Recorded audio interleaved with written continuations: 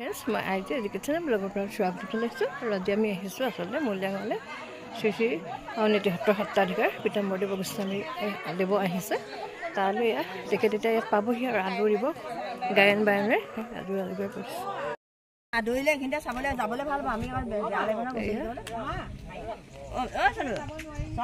এইফালে এইখিনি চাওঁতে ৰৈ থাকি এইখন গোসাঁই যোৱাৰ পিছতহে আমি যাম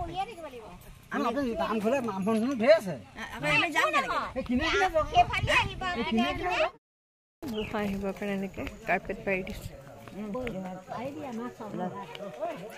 ৰাইজৰ পদবিলাক লৈ লৈ তুলি পদবিলাক ল'ব লাগিব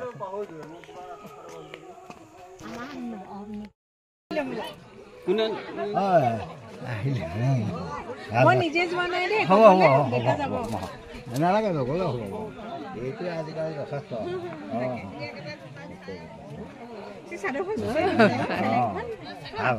ভাল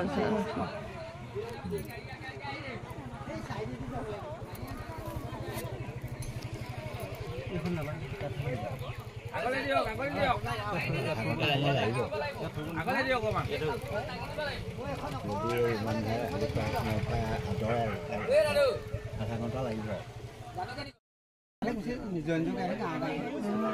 সোনকালে তেতিয়াহে পাবহি কোচৰ লৈছে তোমাৰ মুখত কি লাগিলে কোৱাচোন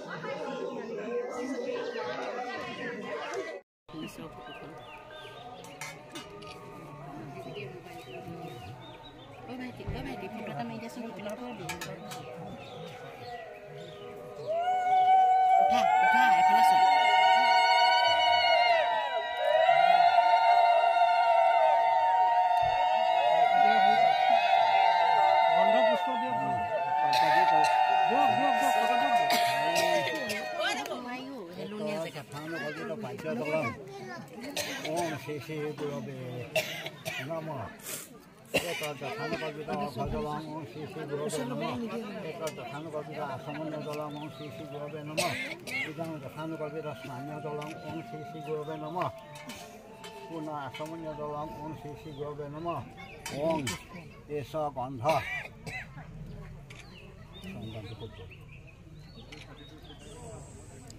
এষ গন্ধ ওম শ্রী শ্রী গুরবে নমঃ एतत् पुष्पं ओम श्री श्री गुरवे नमः एतत् तुलसी पत्रं ओम श्री श्री गुरवे नमः एतत् दुर्वा पत्रं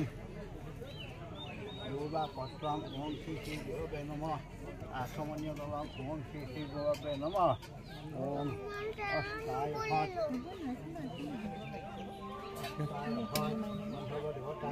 धूपाय नमः एष धूप ओम श्री श्री गुरवे नमः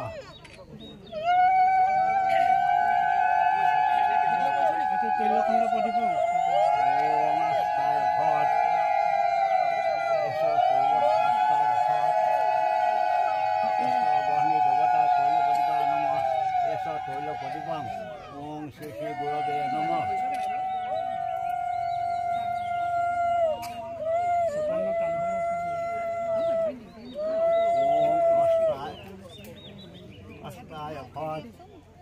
सवर्ण ताम्बूल दक्षिणा सहित सदक्षिणाय सवर्ण ताम्बूलाभ्यां ओम श्री श्री गुरवे नमः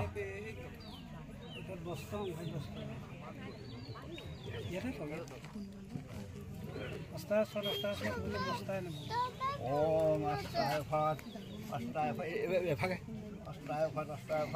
फट बृहस्पति देवताय परिधय उत्तरीय वसनाय नमः इदं परिधय उत्तरीय वसनं ओम श्री श्री गुरवे नमः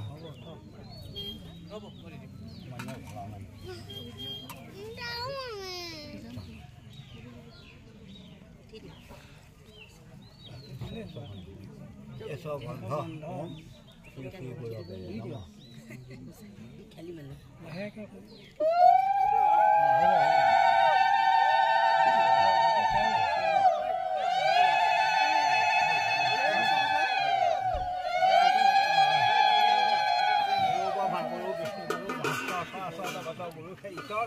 गुरु सरात्मा गुरु नित बंधु गुरु घर महासिंधु आपद नदी माजा कर उद्धार गुरु बंधु नहीं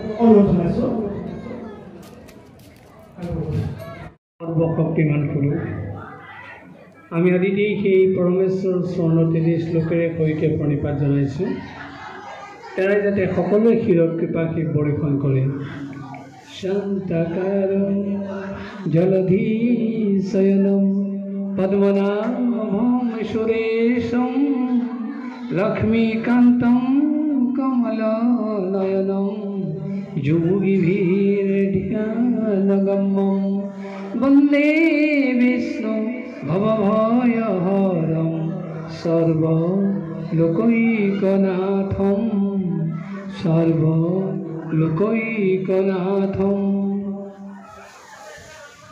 আমাৰ অতি শ্ৰদ্ধাৰ ধৰ্মপ্ৰাণ ৰাইজ, আইসকল, মলীয়া গাঁৱৰ এই নামঘৰৰ লগত জড়িত হৈ থকা কৰ্মকৰ্তাসকল, আপোনালোক সকলোলৈকে পোনপ্ৰথমে আমাৰ ভক্তিভৰা শ্ৰদ্ধা আমি আগবঢ়াইছোঁ।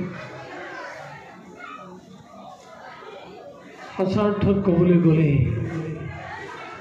মলীয়া গাঁওখন আমাৰ আপোন গাঁও। মলীয়া গাঁৱৰ লগত আউনীআটী সত্ৰৰ বিশেষ সম্পৰ্ক আছে আৰু সেই আপোন গাঁওখনলৈ আউনীআটী সত্ৰৰ সম্পৰ্ক থকা সেই স্থানখনলৈ আজি আহিবলৈ পাই আমি নিজেই কৃতাৰ্থ মানিছোঁ। যিদিনাখন ৰজাই আউনীআটী সত্ৰ প্ৰতিষ্ঠা কৰিলে, তেতিয়াই গোবিন্দ মহাপ্ৰভুক আসনত বহুৱাই সত্ৰৰ 14 প্ৰসংগৰ সহিতে নিয়ম প্ৰণালী নিৰ্ধাৰণ কৰিলে আৰু সেই গোবিন্দ মহাপ্ৰভুক প্ৰতিনিতে পূজা সেৱা কৰাৰ ব্যৱস্থা চলিলে ষোড়শোপচাৰেৰে সহিতে। গোবিন্দ মহাপ্ৰভুক যি মাল্য অৰ্পণ কৰাৰ পৰম্পৰা সৃষ্টি হৈছিল, ৰজাৰ নিৰ্দেশত এইখন গাঁৱে সেই পৰম্পৰা ৰক্ষা কৰিছিল আৰু তেতিয়াৰ পৰাই এই গাঁওখনৰ নাম আমি জনামতে মলীয়া গাঁও ৰূপে পৰিচিত হৈছিল। গোবিন্দ মহাপ্ৰভুক এফালে দিয়া মালাৰ নিৰ্মালী আৰু আনফালে বিষয়ববীয়াসকলক মালাৰে নিৰ্বাচিত কৰাৰ যিটো প্ৰথা, সেই প্ৰথাটো আৰম্ভ হৈছিল এইখন গাঁৱৰ পৰা। সেয়া আমি পুনৰ ক'ব খোজোঁ, মলীয়া গাঁৱৰ লগত এই সত্ৰৰ বিশেষ সম্পৰ্ক আছে। আজি কিবা কাৰণত যদিও সেই পৰম্পৰা নোহোৱা হ'ল, কিন্তু মলীয়া গাঁৱৰ ৰাইজে এতিয়াও সত্ৰৰ প্ৰতি সেই শ্ৰদ্ধা আৰোপ কৰি আহিছে আৰু যাৰ কাৰণে এই বাহৰৰ দৰে অনুষ্ঠান অনুষ্ঠিত হৈছে।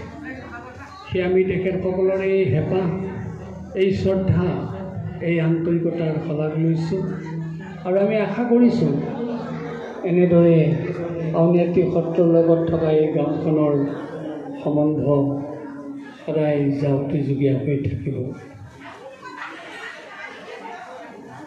ইয়াৰ আগতে উদ্যোক্তাগৰাকীয়ে যদিও কৈছে যে নৈ পাৰত আউনীআটী সত্ৰৰ এগৰাকী গোসাঁইচৰা আহি এৰাতিৰ কাৰণে ইয়াত আছিলে, কিন্তু ৰোগৰ প্ৰকোপৰ কাৰণে ৰাতিৰ পিছতেই এই স্থান ত্যাগ কৰিলে। সেয়া হৈছে আমাৰ বহুদিনৰ আগৰ কথা। তথাপি তাৰ মাজতে আজিৰ পৰা কিছু বছৰ আগতে আমি একেবাৰে নামঘৰটোৰ নাম মনত নাই, কিন্তু সাধু গাঁও শব্দটো মনত আছে। সেই সাধু গাঁৱত আমি বাহৰ কৰিছিলোঁ। তেতিয়াও আপোনালোকৰ এই অঞ্চলৰ ৰাইজৰ লগ পোৱা কথা আমাৰ মনত পৰে। ক'বই লাগিব, অসমত প্ৰতিষ্ঠা হোৱা সত্ৰই প্ৰকৃতাৰ্থত অসমীয়া ৰাইজক প্ৰতিনিধিত্ব কৰি আহিছে। এই সত্ৰ অনুষ্ঠানৰ যদি আমি আদি কথা আলোচনা কৰি চাওঁ,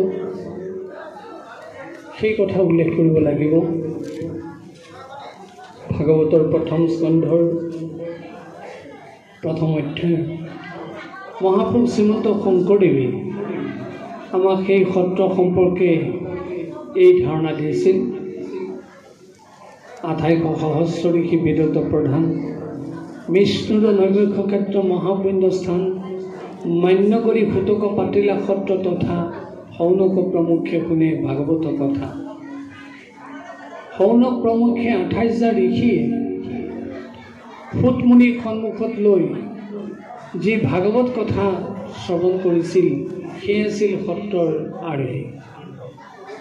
আৰু সেই আৰ্হিতে স্থাপন হৈছিল অসমত সত্ৰ অনুষ্ঠান। মহাপুৰুষ শ্ৰীমন্ত শংকৰদেৱে এই সত্ৰৰ বীজ ৰোপণ কৰিছিলে যদিও সত্ৰৰ পূৰ্ণ পৰিচয় প্ৰদান কৰিছিল দামোদৰদেৱে।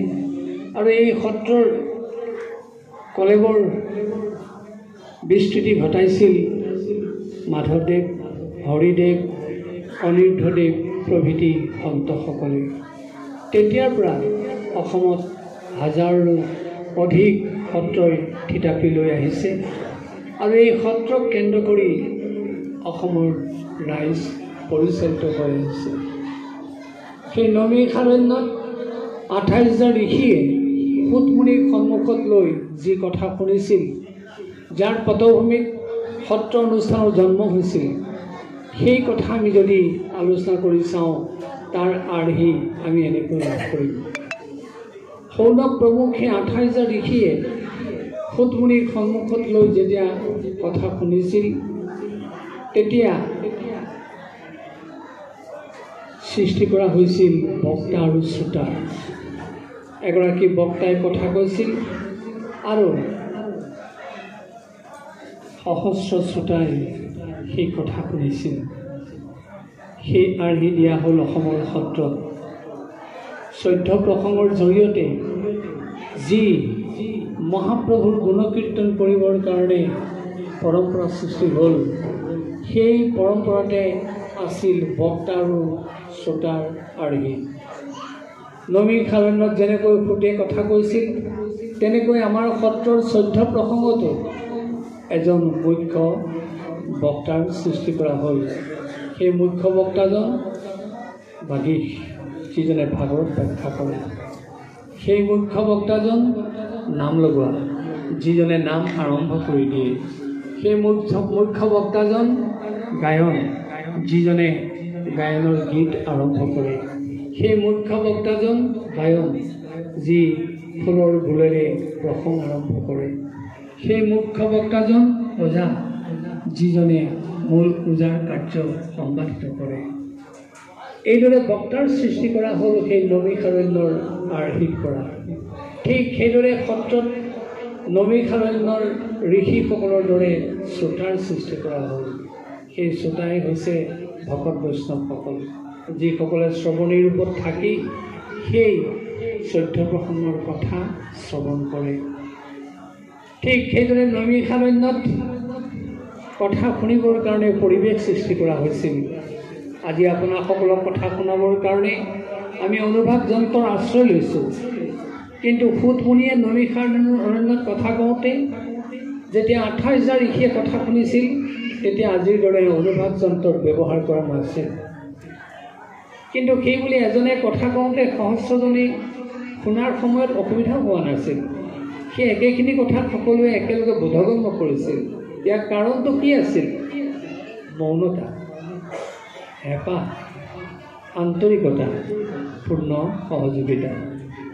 ঠিক সেইদৰে আমাৰ সত্ৰসমূহকো কোৱা হ'ল, য'ত 14 প্ৰসংগ থাকিব, দ্বাদশ প্ৰসংগ থাকিব, 4 প্ৰসংগ থাকিব, সেই প্ৰসংগৰ কথা বক্তাই প্ৰকাশ কৰোঁতে শ্ৰোতাই মৌন হৈ শুনিব লাগিব, আন্তৰিকতাৰে শুনিব লাগিব, হেঁপাহেৰে শুনিব লাগিব। আৰু এয়াই হৈছে সত্ৰৰ চৰিত্ৰ। ঠিক সেইদৰে 28,000 ঋষিয়ে যেতিয়া নমিষাৰণ্যত সমবেত হৈ কথা শুনিছিল, সেই ঋষিবিলাকৰ নিজৰ নিজৰ পৰিচয় আছিল। প্ৰত্যেক ঋষিৰে গোত্ৰ আছিল, প্ৰত্যেক ঋষিৰে এখন এখন আশ্ৰম আছিল। কিন্তু কোন ঋষি কোন গোত্ৰৰ পৰা আহিছে, কোন আশ্ৰমৰ পৰা আহিছে, সেই কথা পৰিচয় দিয়া হোৱা নাই। মাত্ৰ এটা শব্দৰে পৰিচয় দিয়া হৈছে। সৰ্বাধিক সংখ্যা থকা শব্দ 28,000 ঋষিয়ে কথা শুনিছিল। সেই ঋষি শব্দৰে সমস্ত ঋষিবিলাকৰ পৰিচয় দিয়া হৈছিল। ঠিক সেইদৰে অসমৰ সত্ৰত বিভিন্ন উপাধিধাৰী লোকসকল প্ৰৱেশ কৰিব পাৰে। গোস্বামী, শৰ্মা, বৰুৱা, দত্ত, শইকীয়া হাজৰিকা। কিন্তু সত্ৰত প্ৰৱেশ কৰাৰ মুহূৰ্তৰ পৰাই তেওঁলোকৰ উপাধিবিলাক লোপ পায়। তেওঁলোকে এটা সংজ্ঞালৈ ৰূপান্তৰিত হৈ নিজৰ পৰিচয় দাঙি ধৰে, সেয়া হৈছে ভকত বৈষ্ণৱ সংজ্ঞা। যেনেকৈ নৈমিষাৰণ্যত সামূহিক শব্দ ঋষি শব্দৰে পৰিচয় দিয়া হৈছিল, সত্ৰত থকাসকলক ভকত বৈষ্ণৱৰে পৰিচয় দিয়া হয়। এনেদৰে সেই নৈমিষাৰণ্যৰ পৰা সেই আৰ্হি সত্ৰসমূহত প্ৰতিষ্ঠা কৰা হৈছিল। আৰু নৈমিষাৰণ্যত যেনেকৈ 28,000 ঋষিক সমবেত কৰি সমন্বয়ৰ বাৰ্তা প্ৰদান কৰা হৈছিল, অসমৰ সত্ৰসমূহতো সেই সমন্বয়ৰ বাৰ্তা দিয়া হৈছিল। সঁচা, সত্ৰত প্ৰৱেশ কৰাৰ দিনৰ পৰা যেতিয়া ভকত বৈষ্ণৱলৈ ৰূপান্তৰিত হয়, তেওঁলোকৰো এটা এটা উপাধি থাকে সত্ৰীয়া জীৱনৰ যোগেদি। সেই অৰ্থত আমি তেওঁলোকক গায়ন বুলি ক'ম, গায়ন আটা বুলি ক'ম, বায়ন বুলি ক'ম, বায়ন আটা বুলি ক'ম, ওজা বুলি ক'ম, ওজা আটা বুলি ক'ম, নাম লগা বুলি ক'ম, নাম লগা আটা বুলি ক'ম, পাঠক বুলি ক'ম, পাঠক আটা বুলি ক'ম। অৰ্থাৎ সংস্কৃত আত্মন শব্দটোৰ পৰা আটা শব্দটো প্ৰবাহিত হৈছে। আত্মন পালি প্ৰকৃত হৈ আত্মা, আত্মা, আটা। পৰস্পৰে পৰস্পৰক সন্মান জনোৱাৰ যিটো পৰম্পৰা, সেইটোতেই সম্বোধন হৈছে আটা। সেই সত্ৰত বিষয়বাদ লৈ যেতিয়া পৰিচয় দিয়া হয়, আটা শব্দটো সংযোজিত কৰিহে পৰিচয় দিয়া হয়। এয়াই হৈছে সমন্বয়ৰ বাৰ্তা। আৰু এই সত্ৰ অনুষ্ঠানত যি জীৱন প্ৰণালী দিয়া হ'ল, যি নীতি নিয়ম নিৰ্ধাৰণ কৰি দিয়া হ'ল, তাতে আছে শিষ্টাচাৰী জীৱন, তাতে আছে শালীনতা ৰক্ষা কৰা জীৱন, তাতে আছে সততা থকা জীৱন, তাতে আছে চৰিত্ৰ থকা জীৱন, তাতে আছে আধ্যাত্মিকতা থকা জীৱন, তাতে আছে সামাজিক শিক্ষা থকা জীৱন। আৰু সত্ৰ সাংস্কৃতিক পৰিৱেশৰ আধাৰ। সত্ৰই সংস্কৃতিৰ মাধ্যমেৰে ভগৱন্তক উপাসনা কৰে আৰু সত্ৰই সংস্কৃতিৰ মাধ্যমেৰে পৰিশীলিত জীৱন যাপন কৰে। সত্ৰই এইদৰে নিজৰ কৰ্তব্য সম্পাদন কৰাৰ লগতে অসমত থকা সত্ৰমুখী শুভাকাংক্ষী ৰাইজক এই বাৰ্তা প্ৰদান কৰিবৰ কাৰণে সদায় অহোপুৰুষাৰ্থ কৰে। আৰু সেই সত্ৰমুখী ৰাইজে সত্ৰক কেন্দ্ৰ কৰি শৃংখলিত জীৱন যাপন কৰে। একেষাৰতে ক'বলৈ গ'লে নাম গোৱাৰ আৰ্হি, বায়ন কৰাৰ আৰ্হি, গীত গোৱাৰ আৰ্হি, এই সমস্ত আমাৰ জীৱনৰ আৰ্হি সত্ৰমুখী ৰাইজে সত্ৰৰ পৰা গ্ৰহণ কৰে। কোনোবাই হয়তো ক'ব পাৰে, আমিতো আজি পোনে পোনে সত্ৰৰ পৰা এই আৰ্হি গ্ৰহণ কৰা নাই। আমি যদি কম খেলি যাওঁ, তেওঁ ক'ৰ পৰা পালে? তেওঁ ক'ব তেওঁৰ দেউতাকৰ পৰা পালে। তেওঁৰ দেউতাকে ক'ৰ পৰা পালে? ককাকৰ পৰা পালে। বা তেওঁৰ ককাকে ক'ৰ পৰা পালে? নামঘৰত থকা মুখ্য বায়নজনৰ পৰা নাম লগাজনৰ পৰা পালে। সেই মুখ্য বায়নজনে নাম লগাজনে গায়নজনে ক'ৰ পৰা পালে? এখন সত্ৰৰ পৰা আনিবই লাগিব। এয়াই হৈছে সত্ৰই ৰাইজক দিয়া আৰ্হিৰ এক পৰম্পৰা। আৰু এইদৰেই সত্ৰৰ লগত ৰাইজৰ সম্বন্ধ বৰ্তি আহিছে। আৰু আজিও যদিও আমি প্ৰযুক্তিবিদ্যাৰ দিনত ডাঙৰ দীঘল হৈছোঁ, সত্ৰমুখী ৰাইজে সত্ৰক অভিভাৱকৰ মৰ্যাদা প্ৰদান কৰি আহিছে। যদি কিবা কাৰণত ৰাইজৰ মাজত কিবা আলহী আহুকাল হয়, ৰাইজে যদি সম্পূৰ্ণ নিষ্পত্তি কৰিব নোৱাৰে, এতিয়াও সত্ৰলৈ যায় আৰু সত্ৰৰ পৰা ব্যৱস্থা গ্ৰহণ কৰে।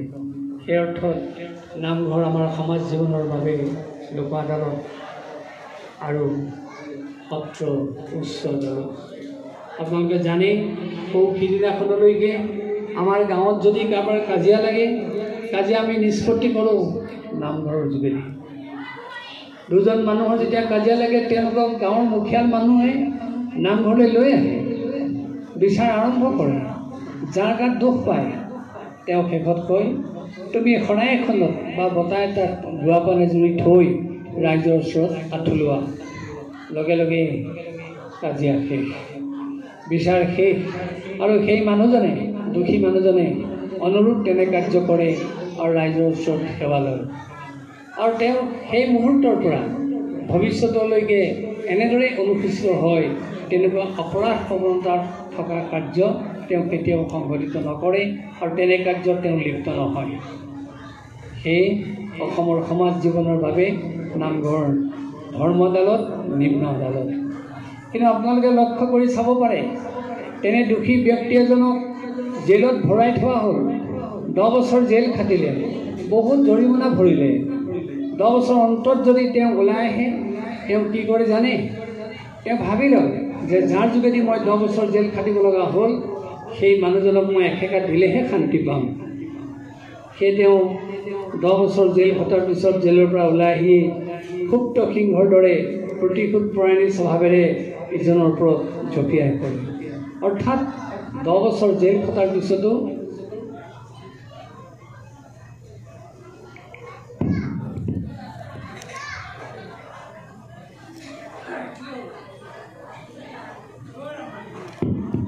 অৰ্থাৎ 10 বছৰ জেল খটাৰ পিছতো তেওঁ অনুতপ্ত নহ'ল।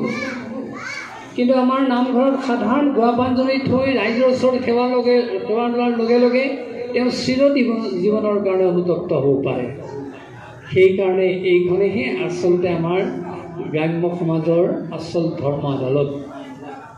আৰু সেই নামঘৰত যদি কিবা কাৰণত ত্ৰুটি ৰৈ যায়, সত্ৰমুখী ৰাইজে নামঘৰৰ লোকসকলে সত্ৰৰ পৰা ব্যৱস্থা আনি পেলাই সেই ত্ৰুটি কোনো নাই।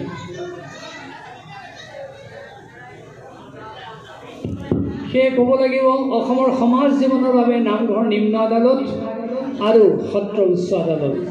আমি কোৱা নাই আজি কোৰ্ট কাছাৰী আপোনালোকে ত্যাগ কৰক, জেল ত্যাগ কৰক, গ্ৰহণ কৰিব লাগিব। কিন্তু সৰ্বাংশে যদি আপোনালোকে কোৰ্ট কাছাৰীৰ ওপৰতে যদি জেলখনকে যদি শান্তিপূৰ্ণ ঠাই বুলি ভাবে, জীৱনত কেতিয়াও শান্তি অনুভৱ। সেয়ে আমাক এই ধৰ্ম আদালতৰ সৰ্বাংশে আশ্ৰয় ল'বলৈ কৈছে। আমি যদি সঁচাকৈ এই ধৰ্ম আদালতৰ সৰ্বাংশে আশ্ৰয় লওঁ, আমি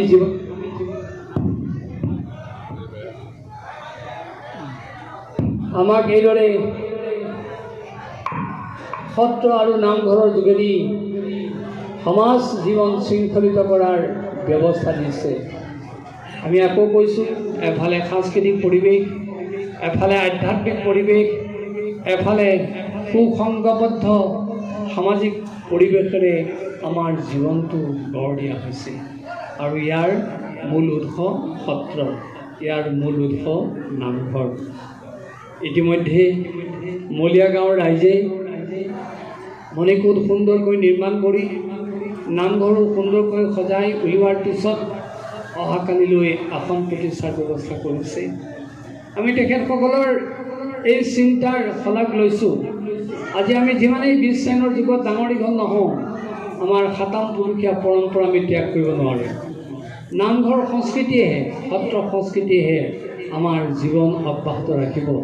আৰু তেখেতসকলে এই প্ৰযুক্তিবিদ্যাৰ দিনতো এই আসন প্ৰতিষ্ঠাৰ দৰে যি কাৰ্যৰ চিন্তা কৰিছে, নামঘৰ মণিকূটক সুসজ্জিত কৰি উলিয়াই ৰাইজৰ মাজত যিদৰে দাঙি ধৰিছে, এয়া সঁচাকৈয়ে সমাজ জীৱনৰ কাৰণে এক আদৰ্শপূৰ্ণ কাৰ্য।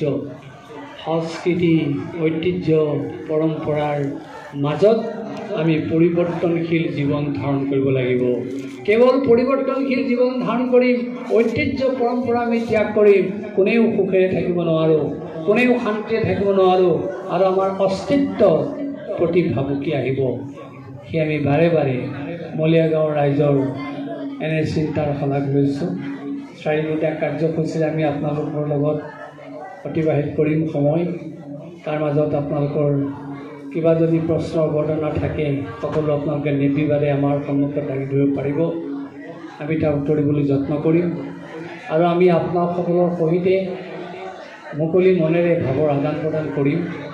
এই প্ৰতিশ্ৰুতি দি আজিৰ দিনটোৰ কথাখিনি আমি ইমানতে সামৰণি মাৰিবলৈ লৈছোঁ। সৰ্বে ভৱন্তু সুখিনঃ, সৰ্বে সন্তু নিৰাময়া, সৰ্বে ভদ্ৰাণি পশ্যন্তু মা কশ্চিৎ দুঃখভাগ ভৱেৎ। এই আশাৰে আপোনালোকলৈ পুনৰবাৰ আমাৰ শ্ৰদ্ধা আগবঢ়াই আজি আৰম্ভণি দিনটোৰ কথাখিনি আমি ইমানতে সামৰণি মাৰিলোঁ। নমস্কাৰ।